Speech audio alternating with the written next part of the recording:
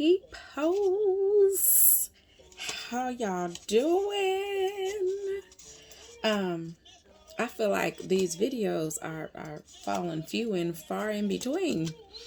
um I'm not gonna lie to y'all, work been kicking my butt. There's been a few other things that need to change, and we all know that when things need to change, you got to prepare for a transition. So I've been preparing for a transition, and it seems like it's kind of slow. But that's not for me to decide the pace of it.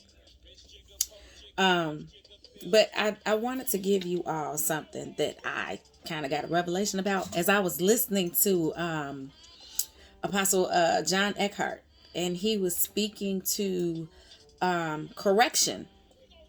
And I had to talk to one of my other friends about this. Y'all know when I get a word, I got to talk to somebody else about that word just to see if I'm receiving that word right. Like I really had to really think about it. And as I was speaking to this person, I was breaking it down for myself. And I was thinking about the mistakes I've made and where my correction has come from. That was heavy for me. Was that heavy for somebody else? That was heavy for me. Okay, so when you're surrounded around people that don't have the wherewithal to actually correct you, a lot of us are surrounded around yes people, and we don't want to consider them a yes person because if we get into some mess, they gonna be all right or die. If you talking crap about somebody, they gonna talk crap about that person too. If you feeling some type of way, they gonna feel some type of way too. These are yes people. You want that person that's gonna actually be like, and why you in your feelings about this again? Those are the type of people that you really call friends, because they're gonna be completely honest with you about your behavior, how you taking in whatever went wrong, how you're treating someone else. They gonna correct that. And what I was explaining to one of my friends is that I had to really dig into Apostle Eckhart's message, because I was like, I'm trying to figure out where my correction actually came from. Because most of my circles, I've been the person at the top. And what I've come to understand is that if you're the person at the top in your circle, then you have to understand that there is no way that the people, and I don't want to say beneath me, but if I'm the one feeding everybody in my circle, there's no way that they're going to be able to reciprocate what I'm giving to them. Therefore, it's necessary for me to come out of the circle in order for me to get correction. I hope that just made sense. That makes sense. You got to come outside your circle sometime when you in a circle full of yes people. And I don't even think my circle was full of yes people. I just think that if I can add correctiveness to somebody else's life where they're going wrong at, what makes me think they'll have an adequate understanding of where I may be going wrong at?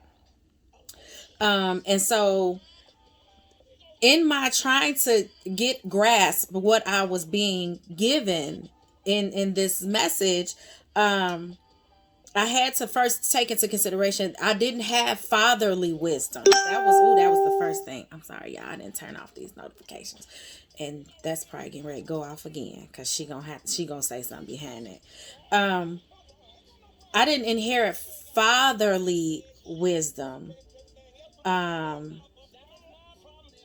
but I received indirect wisdom from father figures. Now let me explain this. Okay, let me get this together. This was like indirectly planted by my uncle. So let me make sure I give this to y'all right. There were instances where I took in what they were doing. I took an indirect measure as far as seeing some of what they were doing that may not have been right. It may have been wrong in terms of hearing and seeing how they respond to their children, and then hearing and seeing how their children felt about their response. So there were certain things that, in a sense, were being corrected for me from what I was seeing. It wasn't that I didn't have that father that actually was going to sit me down and just be like, listen, I understand you want this, and that, but you have to understand the steps that are necessary to do this.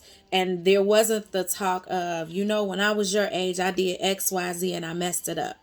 There wasn't that talk. So I had to look at the actions of other people in order to understand where I could possibly mess something up, or if they have duplicated something I did wrong. In that instant, I'm realizing, okay, they just messed that up and I reacted the same way, or I did the same thing, which means that now I have to go back and fix that. And the reality of it is that I was on autocorrect. Like, and when I say that, I mean, you're literally sitting there and knowing in that person's instant that was wrong, but you're knowing you did it as well. And all of a sudden, the revelation there, this is where that autocorrect come in. The light bulb goes off that, oh, I can't do that. So for me, it was me taking in everybody else's situations around me that assisted me in my correction process.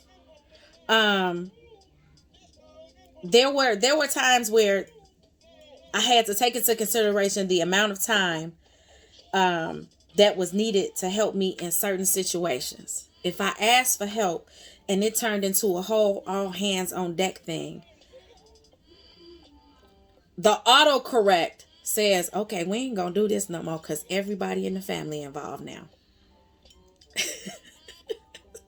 See how I wasn't given the wisdom before I did the action that led to me needing the help. But the help that came bigger than I thought it would need to be. So autocorrect says, we won't do this again because look at how much help you actually needed to get out of this. I wasn't being corrected in a direct way. So when you're in an instant where you're in an environment and you know that your parents are not providing corrective measures, you know that you're not having enough teachable moments. There are a lot of things that you're realizing that you don't know. And those that you're feeling as though should be the ones to teach you in these instances and give you what it is that you need, the clarity, the guidance, the wisdom. There are certain times where we should actually be trying to exercise just a little bit of common sense. I understand it ain't common and it ain't for sale, but we need to exercise just a little bit of common sense and understand the results of other people's actions. How much help is required when we F something up. How many people are the people that if we call somebody, how many people do they need to call to come through and help fix this? Like, these are measures, things we should be looking at these things and understanding that in a sense, we now know how to correct this based on the ramifications that came with it.